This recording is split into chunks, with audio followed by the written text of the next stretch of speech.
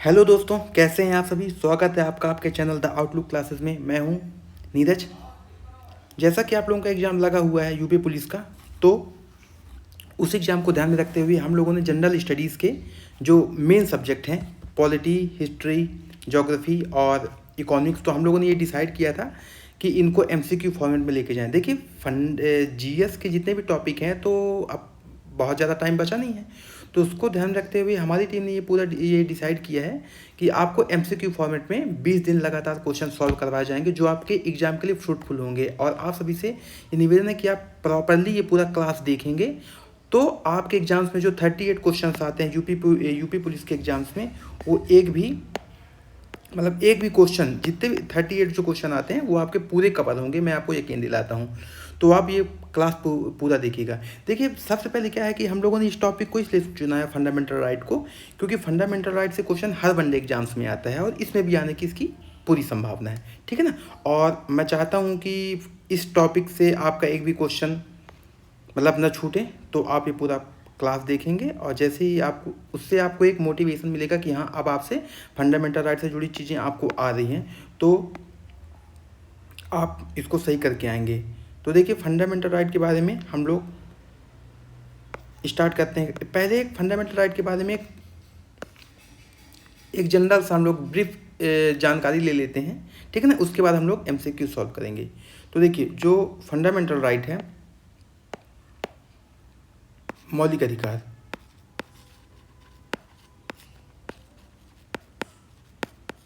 मौलिक अधिकार जो है भारतीय संविधान के भाग 3 में शामिल है, ठीक है ना।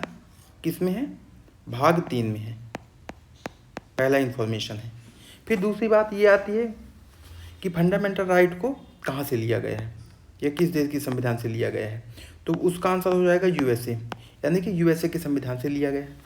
फिर अगला पॉइंट आता है फंडामेंटल राइट कहाँ से कहाँ तक है, तो भारतीय संविधान में आर्टिकल 12 से 35 तक फंडामेंटल राइट है, ठीक है ना। चौथा पॉइंट क्या है कि फंडामेंटल राइट जो है वो वाद योग्य है। वाद योग्य का मतलब ये होता है कि यदि इसका उल्लंघन होता है, यदि सरकार आपके किसी मौलिक अधिकार को उल्लंघित करती है, तो आप सुप्रीम कोर्ट या हाई कोर्ट में इसे लागू करवाने के लिए जा सकते हैं, ठीक है ना। और एक जो इम्पोर्टेंट पॉइंट है वो ये ध्यान रखिए कि जो मौलिक अधिकार है उनको आपातकाल के दौरान निलंबित किया जा सकता है, लेकिन पूरे आर्टिकल नहीं। आर्टिकल 20 और 21 ये दो ऐसे आर्टिकल हैं जिनको किसी भी सूरत में निलंबित नहीं किया जा सकता।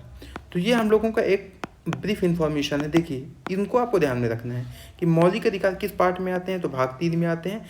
कहाँ से लिया गया है? यूएसए की संविधान से लिया गया है।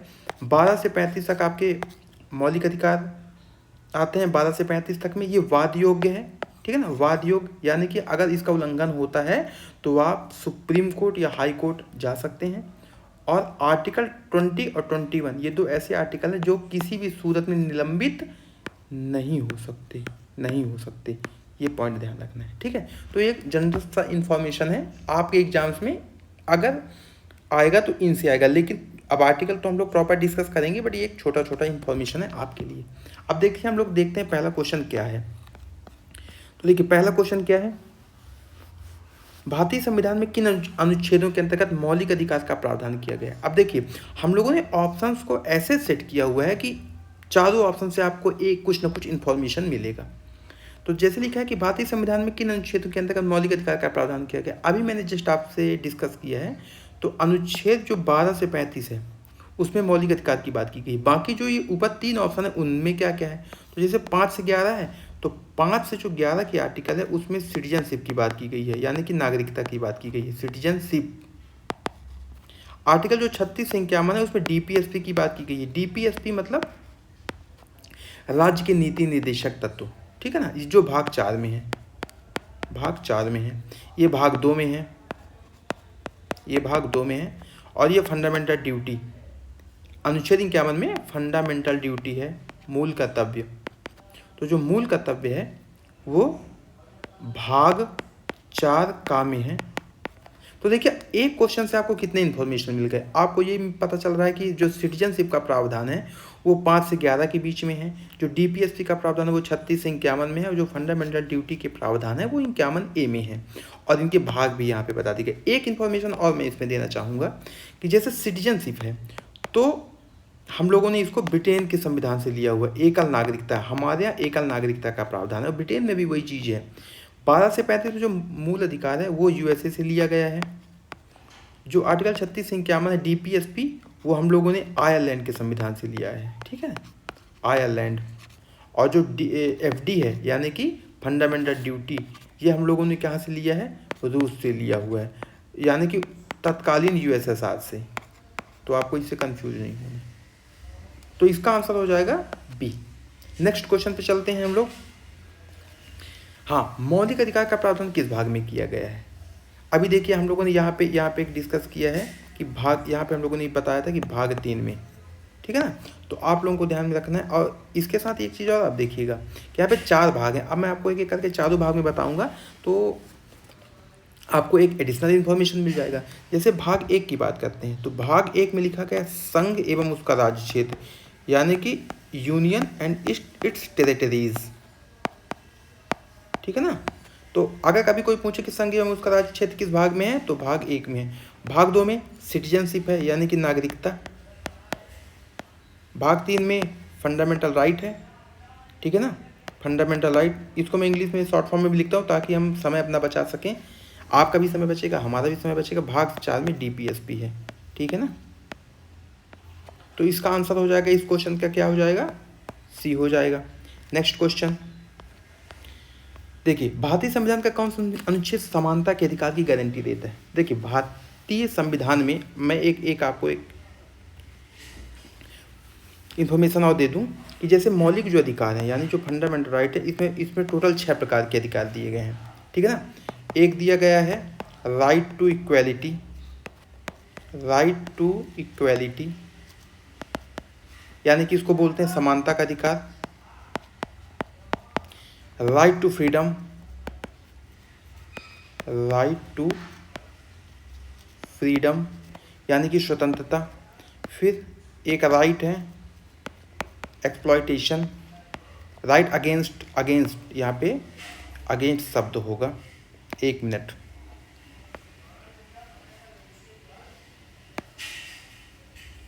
राइट अगेंस्ट एक्सप्लॉयटेशन यानी कि आप किसी को एक्सप्लॉइट नहीं कर सकते।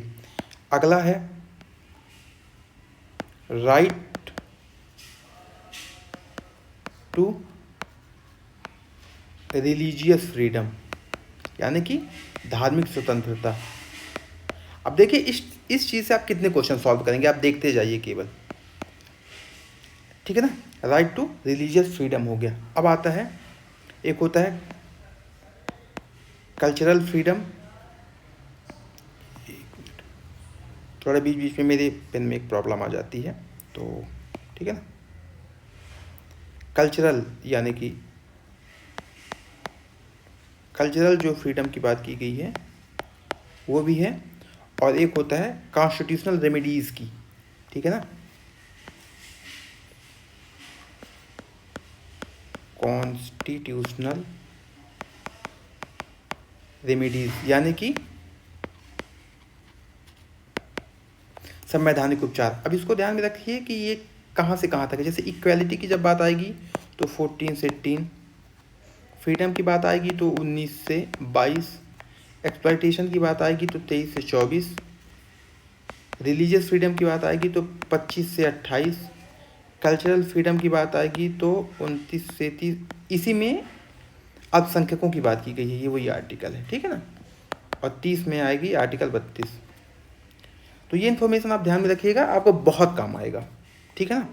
इसमें अभी जो आर्टिकल 19 है उसको भी एक डिटेलिंग है, उसकी भी एक डिटेलिंग अलग से है, उस पर भी हम लोग डिस्कस करेंगे। अब देखिए जैसे क्वेश्चन क्या है, भारतीय संविधान का कौन सा अनुच्छेद समानता के अधिकार की गारंटी देता है? तो अभी हम लोगों ने जैसे देखिए यहाँ पे पढ़ा कि राइट टू इक्वालिटी यानी ये समानता की बात करता है 14 से 18 में। तो आर्टिकल क्या हो जाएगा, आर्टिकल हो जाएगा 14, इसका राइट आंसर, ठीक है ना। जो 19 है वो फ्रीडम की बात करता है, और जो 21 है वो राइट टू लिबर्टी की बात करता है तो वो भी फ्रीडम, बट वो अगर आप और डीप जाएंगे तो वो राइट टू लिबर्टी की बात करता है। इसी में आपके राइट टू प्राइवेसी की बात की गई है। तो प्राइवेसी वाला जो मामला है अगर आपके पेपर में पूछ ले कि निजता का अधिकार या प्राइवेसी का अधिकार किस आर्टिकल के अंतर्गत आता है, तो आप बात करेंगे आर्टिकल 21 के अंतर्गत आता है। आर्टिकल जो 25 है वो रिलीजियस फ्रीडम, धार्मिक स्वतंत्रता की बात करता है, ठीक है ना, रिलीजियस फ्रीडम। तो आंसर हो जाएगा इसका ए नंबर। जहाँ पे भी अगर इक्वालिटी की बात आई तो आपको आर्टिकल 14 आंख मूंद के लगा देना। अगला क्वेश्चन, कौन सा अनुच्छेद धर्म, नस्ल, यहाँ पे एक्चुअली भी नस्ल नहीं, यहाँ मूल वंश होना चाहिए था, ठीक है ना, मूल वंश, जाति, लिंग या जन्म स्थान के आधार पर भेदभाव को रोकता है, यानी कि भेदभाव को रोकना। तो देखिए, जब हम लोग इक्वालिटी की बात करते हैं यानी कि समानता की बात करते हैं, तो समानता की जो बात की गई है वो 14 से 18 के बीच में बात की गई है, लेकिन इनके अलग अलग हैं। जैसे 14 क्या बोलता है कि विधि के समक्ष समता, विधि के समक्ष समता, इसका सिंपल सा मीनिंग ये है कि विधि के सामने हर व्यक्ति समान होगा। तो ये बात की गई है आर्टिकल 14 में। आर्टिकल 15 जो बोलता है वो यही जो हमारा क्वेश्चन है कि धर्म, मूलवंश, जाति, लिंग एवं जन्म स्थान, इनके आधार पर आप भेदभाव नहीं कर सकते, ठीक है ना, भेदभाव नहीं कर सकते। आर्टिकल 16 पे जब आप जाएंगे तो ये आ जाएगा एक प्रकार से ये आर्टिकल रोजगार की बात करता है कि रोजगार में समता। तो संविधान में जो बात लिखी है वो ये लाइन है कि लोक नियोजन के मामले में क्षमता, ठीक है। Article 17, one of the important article, अस्पृश्यता का उन्मूलन। ये बहुत महत्वपूर्ण आर्टिकल है। ये ऐसा आर्टिकल है जो किसी भी प्रकार के अस्पृश्यता या छुआछूत को खत्म करता है, और उसको छुआछूत या अस्पृश्यता को इसी आर्टिकल के तहत दंडनीय अपराध बनाया गया है। कोई भी व्यक्ति या समाज अगर अस्पृश्यता का अपने प्रतीकों के माध्यम से अगर अस्पृश्यता को दिखाता है, इंगित करता है, तो वो कानूनन अपराध होगा, ठीक है ना। लास्ट में है आर्टिकल जो 18 बात करता है, वो कहता है उपाधियों का अंत, यानी कि एबोलिशन ऑफ टाइटल। किसी भी व्यक्ति को शिक्षा और सेना को छोड़ करके, जैसे शिक्षा में और सेना में छोड़ करके किसी व्यक्ति को उपाधि नहीं दी जाएगी। पहले राजा महाराजा को दी जाती थी ना, तो सेम वही चीज़ है कि अब वो तभी तो समानता आएगी, इसलिए इसको समानता वाले आर्टिकल में रखा गया। तो आर्टिकल 14 देखिए, अब जैसे मैंने 14 से 18 तक आपको एक्सप्लेन किया है, वहाँ 14 में क्या आ जाएगा, इक्वालिटी किसके समक्ष, विधि के, है ना, विधि के समक्ष समता की बात हो जाएगी। सेम चीज़ें हैं। 15 जो हमारा क्वेश्चन है कि धर्म, मूल वंश, जाति, लिंग या जन्म स्थान के आधार पर भेदभाव को रोकता है, वो 15, तो इसका आंसर हो जाएगा बी। 16 रोजगार की बात करता है, रोजगार में समानता की बात करता है ना, और अनुच्छेद 17 अस्पृश्यता की बात करता है। अगला क्वेश्चन कि भारतीय संविधान का अनुच्छेद 17 किसको समाप्त करता है, अस्पृश्यता को, मानव तस्करी को, बाल श्रम को या बंधुआ मजदूरी को। देखिए, ये जो चारों पॉइंट हैं, ये चारों पॉइंट हैं, भारतीय संविधान इन पर रोक लगाता है, क्योंकि ये सामाजिक न्याय के दृष्टिकोण से सही नहीं है। बट इनका आर्टिकल अलग अलग है। जैसे अस्पृश्यता को 17 के तहत, और जो मानव तस्करी हो गया, बाल श्रम हो गया और बंधुआ मजदूरी हो गई, इसको आर्टिकल 23 के तहत एबोलिश किया गया है। तो इसका आंसर हो जाएगा आर्टिकल 17। नेक्स्ट क्वेश्चन, भाषण और अभिव्यक्ति की स्वतंत्रता का अधिकार किस अनुच्छेद के तहत गारंटीकृत है। तो देखिए, यहाँ पे स्वतंत्रता की बात की जा रही है, यानी कि फ्रीडम की बात की जा रही है, फ्रीडम। तो फ्रीडम के लिए जो आर्टिकल हमारे संविधान में शामिल है वो है 19 से 22। तो आप इसको ऐसे तो कर नहीं सकते, क्योंकि 19 से 22 के बीच में 21 है, बट ये बोल रहा है भाषण और अभिव्यक्ति की। तो जो जब आप आर्टिकल 19 पढ़ेंगे, आर्टिकल 19 पढ़ेंगे जब आप, तो उसमें सब क्लॉज हैं। सब क्लॉज कैसे, 19(1) का, फिर खा, फिर गा, फिर घा, अंगा, चा और छा। अच्छा एक चीज़ ध्यान रखिए, इसमें देखिए टोटल 7 हैं, आप काउंट करेंगे, 7 हैं। इसको आप इंग्लिश में अगर आप जानना चाहें तो इसको आप ऐसे इंग्लिश के फॉर्म में ही ABCDEFG ऐसे कर सकते हैं। ध्यान रखिएगा, बट अब आर्टिकल पहले ये 7 थे, बट अभी 6 हैं।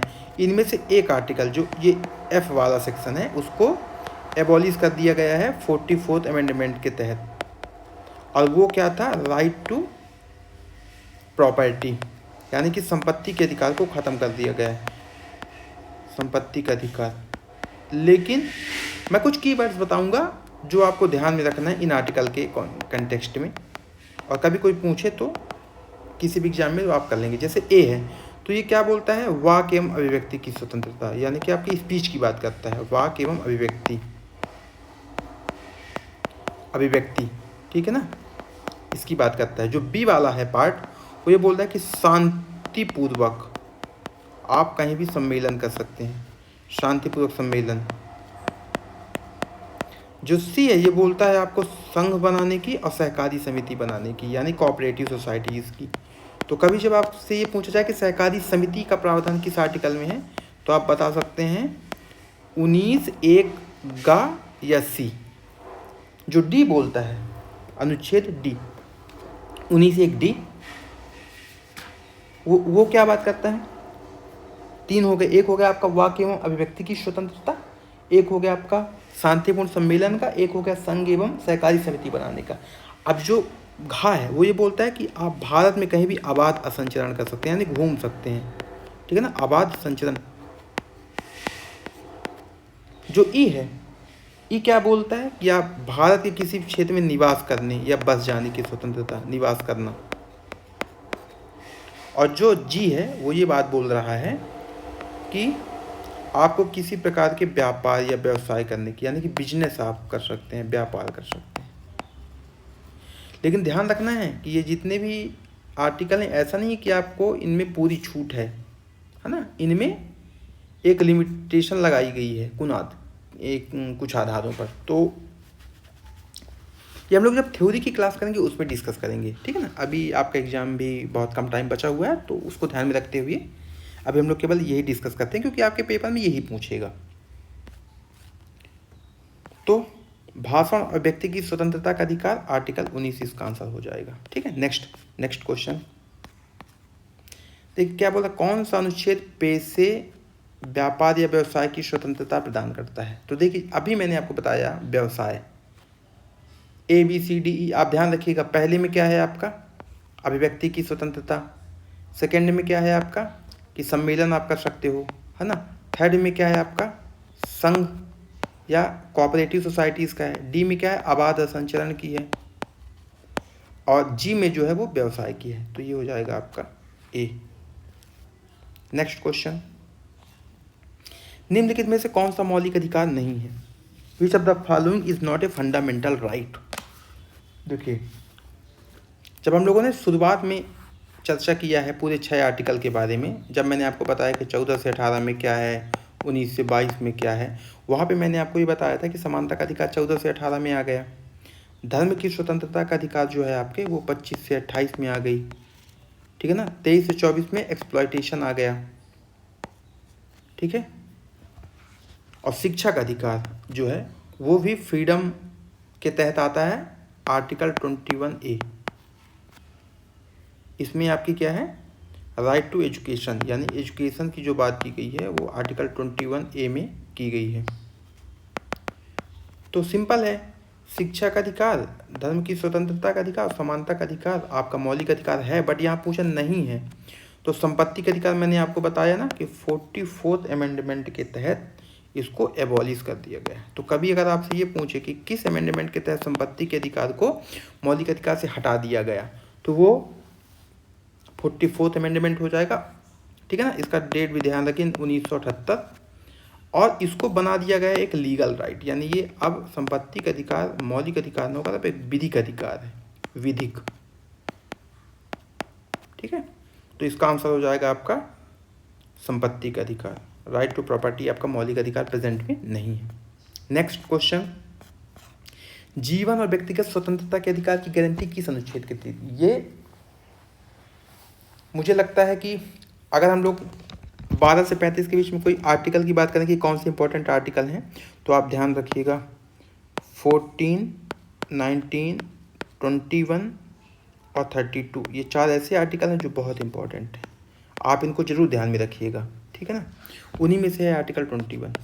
तो आर्टिकल 21 क्या बोलता है, भारतीय संविधान में है जो हमारे, वो बोलता है मतलब जीवन एवं व्यक्तिगत स्वतंत्रता का अधिकार प्रदान करता है, ये साफ बोलता है ये आर्टिकल जो है। देखिए आर्टिकल 21 जो संविधान में जो जो लाइन लिखा है वो मैं लिखता हूँ, आप ध्यान रखिएगा। किसी व्यक्ति को उसके प्राण या दैहिक स्वतंत्रता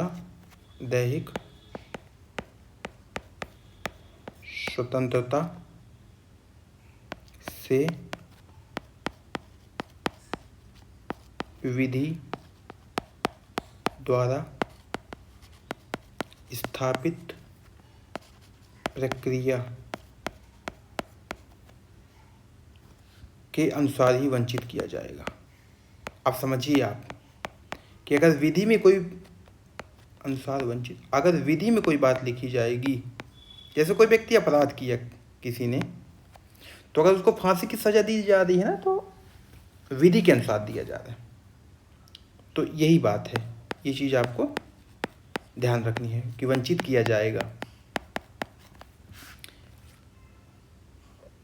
तो जीवन और जो व्यक्तिगत स्वतंत्रता की बात की गई है वो आर्टिकल 21, और जो राइट टू प्राइवेसी मैंने आपको बताया था, राइट टू प्राइवेसी, वो इसी आर्टिकल के तहत है। राइट टू प्राइवेसी आर्टिकल 21 के तहत आता है। तो आपको एक जानकारी ये भी ध्यान में रखना है। नेक्स्ट, शिक्षा का अधिकार संविधान के किस अनुच्छेद में शामिल है? अभी मैंने आपको पहले ऊपर डिस्कस किया है कि आर्टिकल 21A के तहत शिक्षा के अधिकार को मौलिक अधिकार बनाया गया है, और ये संविधान में 86वां अमेंडमेंट किया गया था, 86वां अमेंडमेंट है ना। और उसके तहत एजुकेशन को, यानी कि शिक्षा को, सोचिए एजुकेशन जैसी चीज़ को फंडामेंटल राइट कब बनाया गया? 86वें अमेंडमेंट में। अगला क्वेश्चन है, कौन सा अनुच्छेद मानव तस्करी और जबरन श्रम के निषेध से संबंधित है? अब देखिएगा आर्टिकल जो 23 था, अनुच्छेद जो 23, अनुच्छेद 23 और 24, ये शोषण के विरुद्ध अधिकार की बात करता है कि मतलब आप किसी व्यक्ति का शोषण नहीं कर सकते हो, शोषण के विरुद्ध अधिकार की बात करता है ना। अब शोषण के विरुद्ध अधिकार की जब बात होती है,